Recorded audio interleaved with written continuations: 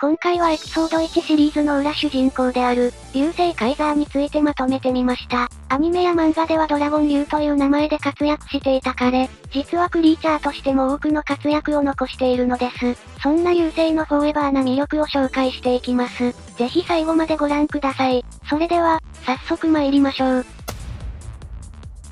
まず最初に紹介するのは、初代流星カイザーこと、トワの流星カイザー、通称トワ竜。コスト8の火のドラゴンで、種族にハンターを持っています。効果ですが、まず相手のカードの効果によって捨てられるとき、墓地に置く代わりにバトルゾーンに出すことができます。この効果は手札破壊戦略、通称ハンデスへの対抗策として、相手をあっと驚かせる能力の一つになっています。ですがこの効果はあくまでおまけに過ぎません。このクリーチャーが場にある限り、自身のクリーチャーは、全員スピードアタッカーになります。場に出ることさえ叶えば条件なしで全員スピードアタッカー。自分の攻撃性能を格段に上昇させる効果です。そして最後の効果として、相手のクリーチャーが場に出るとき、タップしてバトルゾーンに出ることになります。この効果は、相手のスピードアタッカーを牽制する目的のほか、近年のマッハファイターやジョーカーズの逆マッハファイター、加えて、選ばれない能力を持っているクリーチャーをタップさせて、攻撃の対象にすることができるという破格の能力です。この攻撃と防御の両立こそが永遠の流星カイザーの強みです。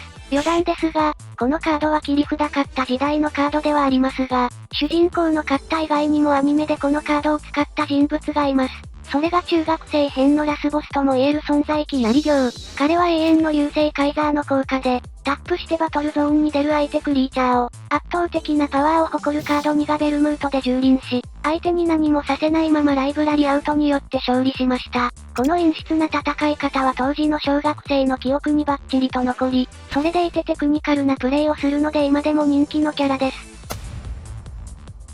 続いて紹介するのは流星のフォーエバーカイザー。こちらは初めてサイキッククリーチャーと化した流星です。効果は、流星がいる限り相手のサイキッククリーチャーは、相手プレイヤーを攻撃できなくなります。この効果は当時流行していたサイキッククリーチャーに対する、有効な抑止力として働いており、非常に強力でした。さらにこのカードの強力さを助長する要素として、サコンピッピー、ウコンピッピーと覚醒リンクすると、声優王外 R 流星ドラゴンになります。効果は、自分全員へのスピードアタッカー付与と、相手のサイキッククリーチャーの攻撃ブロックを禁止、さらに攻撃時に山札から2枚を墓地に置くことで、1枚につき1体、そのカード以下のコストを持つサイキックを、バトルゾーンに出すことができます。本人がトリプルブレイカーであり、リンク解除による回避も可能。追加の打点から繰り出される総攻撃で相手を倒しきることも、出すクリーチャーの内容次第では後の展開が有利になったり、さらなる巨大獣の降臨も狙うことができます。このサイキックの連鎖がこのカードの強いところです。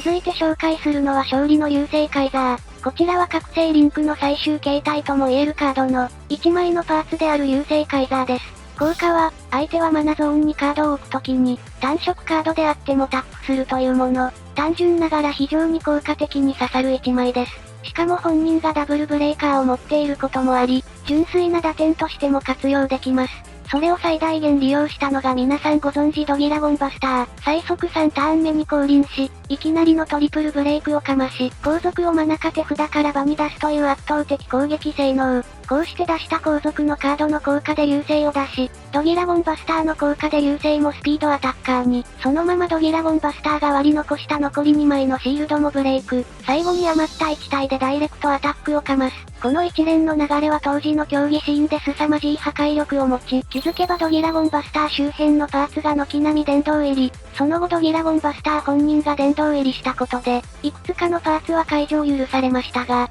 それでも当時のプレイヤーの心的ダメージは計り知れません。続いて紹介するのは腐敗の大ハード流星。こちらはその名の通り、敗北回避能力がある流星です。まず自分のドラゴンが攻撃するときに相手のシールドを1枚墓地へ、そして相手が勝つもしくは自分が負ける際に自身を破壊し、破壊されたターンはゲームに負けなくなります。このカードはもちろん敗北回避にも使われましたが、実はこのカードと最高の相性を誇るコンボがあったのです。それが今は亡き伝説のループこと核ループ。この核ループの鍵になるのは爆熱デラックスバトライブシン。このカードは攻撃時にドラゴンを3体踏み倒す効果を持ち、なおかつ場を離れる代わりに場と来角という形態に戻ります。そして場と来角はドラゴンが場に出た時に、このターン中すでにドラゴンが場に出ていたら場と来武神に戻ります。このコンボに必要なもう一つのパーツは革命チェンジ。バトライ武神から革命チェンジできればどんなカードでもいいです。まずバトライ武神攻撃時にバトライ武神の攻撃時効果を待機。そして革命チェンジの宣言を行いますが、ここで武神の効果が発動。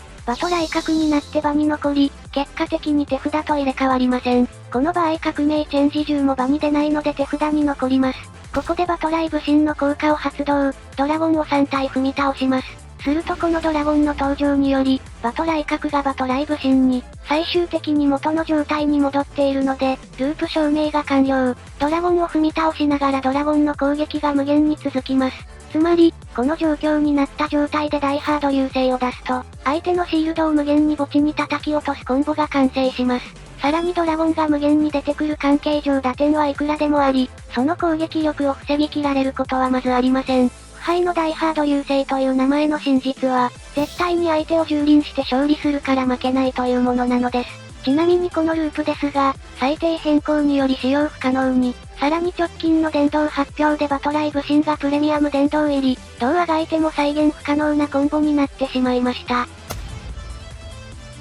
続いて紹介するのは流星ザファイナル。こちらもサイキックの流星カイザーですが、名前の豪華さからわかる通り、このカードは覚醒後です。豪華ですが攻撃時に1ドロー1ブースト相手1対バトルと、覚醒後のカードにしては地味めな印象を受けるカードです。しかしこのカードの真骨頂は覚醒前にあります。なんとこのカードは1枚で3つの覚醒前の姿があり、自分の状況に応じて臨機応変に使用するカードを変更できるのです。1枚目は非文明の流星ボルケーノ。出た時に相手の山札3枚を表向きにしその中から1枚選んで、同じコストの相手クリーチャーを1体破壊します。2枚目は水文明の流星スプラッシュ。出た時に1ドローし、相手1体を攻撃ブロック不可能に。3枚目は自然文明の流星ガイア。出た時に強制1ブーストと任意のマナ回収を行います。一見すると相反する3枚のカードを多彩に使い分けて勝利する。そんなテクニカルな技術が必要となるのがこのカードの特徴です。